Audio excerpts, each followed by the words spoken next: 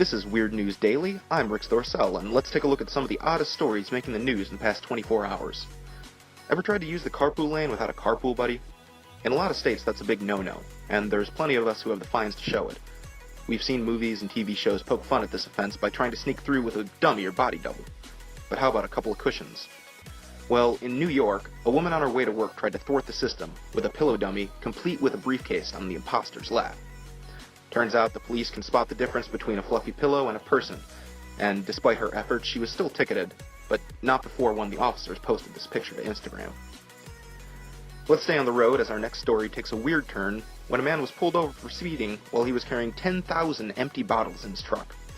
Turns out he was attempting to collect on the much sought-after bottle buyback in Michigan, despite those bottles being bought in Kentucky, which is against the law. Even though he may have been inspired by a Seinfeld episode, this is no laughing matter, as a judge ruled there was enough evidence to send him to trial with the real possibility of 5 years in prison. We've all heard about voter fraud and the many forms it takes, and a lot of times these conversations resemble monkeys throwing poop at one another. Turns out this is literally what happened in Thailand when nearly 100 macaques invaded a polling station and tore up all the ballots for an upcoming constitutional vote. Police brought in fruit to pacify the offenders, and decided it might be a good idea to install some new doors to prevent another round of monkey madness. Finally, as the craze of Pokemon Go continues to surge, you may notice more people running into each other on the streets. Literally.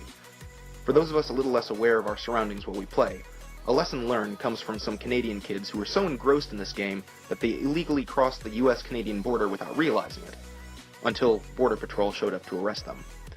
Even though these juveniles were returned to their parents shortly after, this is proof that they weren't the only ones who've got to catch them all. Those are some of the stranger things happening across the world today.